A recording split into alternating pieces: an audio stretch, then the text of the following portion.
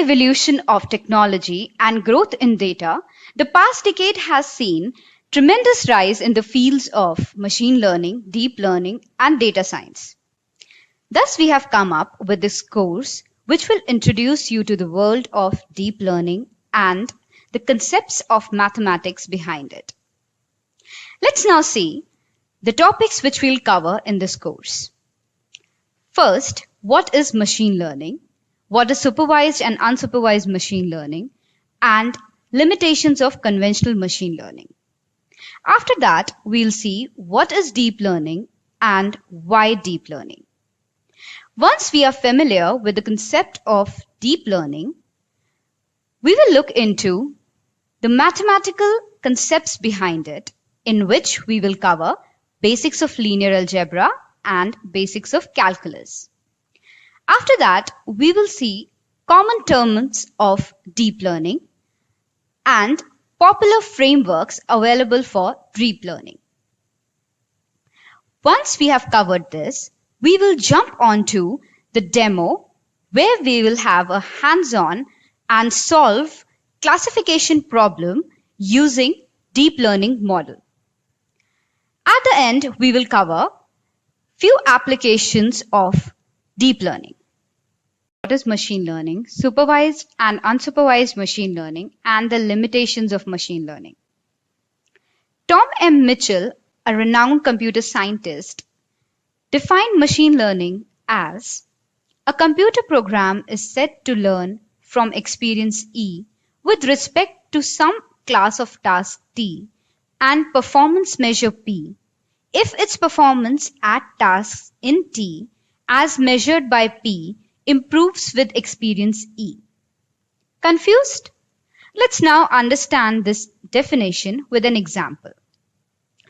Consider a kid Brad who has just returned from his school and is sitting on his dining table to have lunch.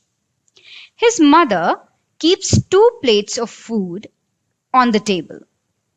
First plate consists of pizza. Second plate consists of broccoli. Now, what will he choose? Based on his experience of taste, color, and shape of the food, he can classify the food into yucky or yummy. And eventually, he will choose the yummy food. Now, when he analyzes the plate with pizza, he sees a piece of food in triangle shape and with some toppings and cheese. The other plate, when he analyzes, he sees a food in shape of a tree and of green color. Now, based on his experience, he classifies pizza as yummy and broccoli as yucky and eventually chooses pizza to eat. This is a classic example of how machine learning works. We can further divide machine learning into 2 popular types: supervised machine learning and unsupervised machine learning. Brad classifying his food as yucky or yummy is a classic example of supervised machine learning algorithm where data is labeled and prediction is made. Now, in unsupervised machine learning, the data is not labeled, and without the labeled data, the predictions or the clustering is done. For example, a credit card company clusters his customer as premium and non-premium customers based on their buying capacity. Now, although machine learning is widely used in the industry, however, there are certain limitations of conventional machine learning. The first one being the data pre-processing, feature engineering, feature selection. These steps take a lot of chunk of time from programmers' end. Second, conventional machine learning algorithms are probabilistic in nature and thus They fail use cases such as sequence prediction or next word prediction, image captioning, etc. In such cases where conventional machine learning fails, deep learning algorithms works better. Now, to conclude, we have understood what is machine learning, supervised and unsupervised machine learning, and the limitations of conventional machine learning algorithms. What is deep learning? Deep learning can be defined as a subset of machine learning which trains a model using large data sets, and training is done using multiple layers. Let's now understand this using an example. Consider a farmer who has apple trees farm. Now he wants to build an AI-based tool which can pluck ripe apples from the trees. This tool can be built using two approaches. One, machine learning approach. Second, deep learning approach. Now consider farmer uses machine learning approach. He has a large data set which consists of features such as the shape of the ripe fruit, the color of the ripe fruit, and the weight of the ripe fruit. Now, on this data, he needs to perform data pre-processing, feature engineering, feature selection, and then provide this processed data to the machine learning models, which in turn would predict whether the fruit is ripe or not.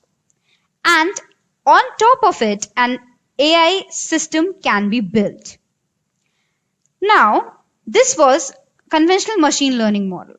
Let's consider if the farmer goes with deep learning model. Again, he has the same data with different features such as the shape, color, and size and weight of the ripe fruit. Now, there is no need of doing feature engineering and feature selection processes. The data can be directly provided to the deep learning models, which in turn does the feature engineering and feature selection. And again, the AI system can be built on the top of this deep learning model. Now, the major difference between machine learning and the deep learning model is that deep learning model requires high computing devices and can be proven a little bit costlier than the machine learning approach. If you see, we often get confused with three buzzwords: machine learning, deep learning, and artificial intelligence. If you see, machine learning takes data, does the pre-processing, feature engineering, feature selection, and predicts the output. Whereas deep learning, being a subset of machine learning, takes in the data, tries to mimic human brain to solve the problem. Now, artificial intelligence is a system which is built upon machine learning or deep learning approaches, which provides the ability and the sense to the surroundings and act accordingly. Diving into the terms, applications, and frameworks of deep learning, let's understand some basic mathematical concepts behind deep learning. We will start with basic linear algebra. The first thing comes is tensors. Tensors are the fundamental and the basic data structures in deep learning. Tensors are defined as the containers of numerical data. Second comes scalars. Scalars are zero-dimensional tensors which has exactly one number, and thus we can say scalars have zero axis. The third is vectors. Vectors are nothing but one-dimensional tensors. That is, vectors have exactly one axis. However, vectors are perceived in two different aspects. First is a computer science student perspective, in which vector is defined as an ordered list of numbers. For example, if we are segregating the food based on color and shape, it will have a two-dimensional vector consisting the values of color and shape of that food. Now, second aspect is a student of physics. From that perspective, a vector is said to be an arrow pointing in the space which can be defined by its length and direction to which it points. Often, vector is represented with the name of the vector and an arrow sign above it. Understand matrix. Matrix is nothing but a two-dimensional tensors, which is also called as array of vectors. Now, matrix has two axes, namely rows and columns. If you see the image here, the element in the matrix is represented as A11, A12, A13, A21, A22, A23, and so on. The subscript A11, A12 is nothing but the number of the row and the number of the column. Again, A21 is also nothing but the number of row and the number of column. The number of row is always followed by the number of column. The size of the matrix is also represented as the number of row followed by the number of column. For example, the matrix 2, 3, 4, 5 has the size 2 cross 2. The number of rows followed by the number of columns. Let's see a different example. Here, the number of rows are 2 and the number of columns are 3. So, the size would be 2 cross 3. Now, there are different types of matrices, such as square matrix or identity matrix. Square matrix is nothing but the matrix having the number of rows equal to the number of columns. For example, the first matrix where the number of rows is equal to 2 and the number of columns is equals to 2. Thus, this matrix is called as square matrix. Now, let's see what is an identity matrix. An identity matrix consists of numbers 1 and 0, and 1 is present in the principal diagonal. The identity matrix is also always a square matrix. For example, here the size of the matrix is 2 cross 2. Let's now understand what is a determinant of a matrix. Suppose a matrix is defined as A is equals to B11, B12, B21 and B22. Now, B11 and B22 form the principal diagonal of that matrix, and B21 and B12 forms the off diagonal of the matrix. Now, the determinant of this matrix can be denoted as modulus operator A or determinant det of A. Now let's see how can we calculate a determinant of a matrix. Suppose we have the previous matrix A where B11, B22, B12 and B21 were the principal diagonal elements and the off diagonal elements. So, the determinant of the matrix can be defined as B12 into B21 minus B21 into B12. For example, if we have a matrix M with the following numbers 2, 3, 4, 5, 2 and 5 being in principal diagonal and 3 and 4 being in off diagonal, then the determinant of the matrix M can be represented as 2 into 5 minus 4 into 3. That is 10 minus 12. This will give us the value of the determinant of matrix M as minus 2. So here we saw a determinant of a matrix can be a negative number also. Let's now have a look at eigenvalue and eigenvector.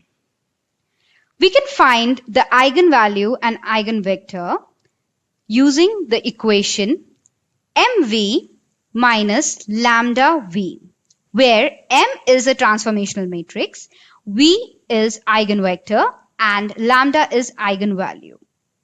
This equation tells us that matrix vector multiplication leads to the same result as of scalar multiplication of the same vector with eigenvalue lambda.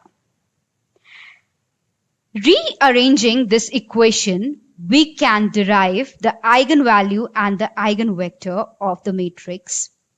For example, if we add identity matrix I to the right hand side of the equation will become MV is equal to lambda IV.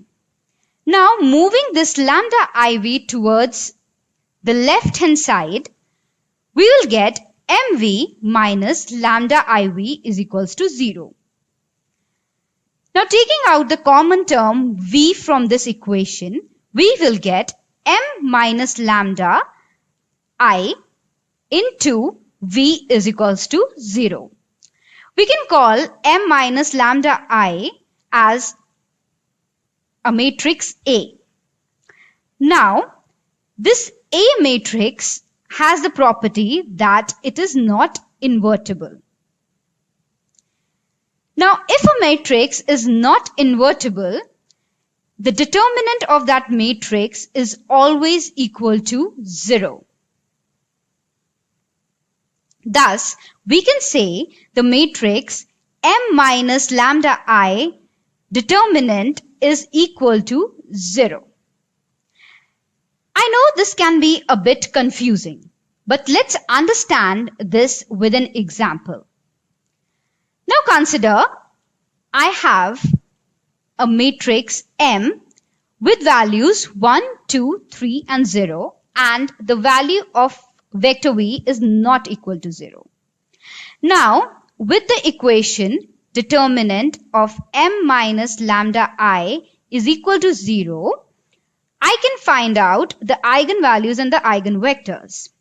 Here, as we have earlier discussed, I will be equal to 1, 0, 0, 1, the principal diagonal element always equal to 1. Now, putting the values of M and I in the equation, we get 1, 2, 3, 0 minus 1, 0, 0, 1 into lambda is equals to 0. Now, subtracting these values, we get 1 minus lambda, 2, 3 and minus lambda, determinant of which is equals to 0. Now, if we find the determinant by the formula, we will have 1 minus lambda into lambda minus 2 into 3 is equals to 0. Now, if we open this equation, we will get lambda square minus lambda minus 6 equal to 0. If we divide minus lambda into two parts, that is minus 3 and plus 2 lambda, we will get, and taking out the common terms, we will get lambda into lambda minus 3 plus 2 into lambda minus 3. We can out the common terms and write lambda minus 3 into lambda plus 2 is equals to 0, which will give us the value of lambda as lambda is equals to 3 or lambda is equals to minus 2. Now, lambda is eigenvalue. We have the eigenvalues as 3 and minus 2 for the matrix M is equals to 1, 2, 3 and 0. Now let's find out the eigenvector of the matrix. Now if we put the same in the equation, we will find matrix M with V is equals to lambda into V. So if we consider V as x1 and x2, we will get 1, 2, 3, 0 into x1 and x2 equal to lambda being a constant term. We are taking here for 3. Lambda is equals to 3. So we will have 3x into 3x1 into 3x2. If we solve this equation, we will get x1 minus 2x2 is equal to 3x1. And if we solve this, we will get x1 equal to x2.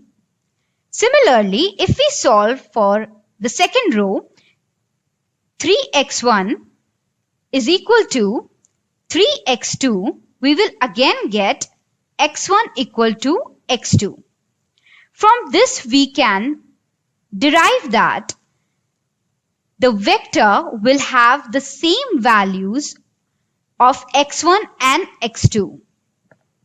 That is, the vector can take any value where x1 will be equal to x2. It can be 1, 1, minus 2, or anything.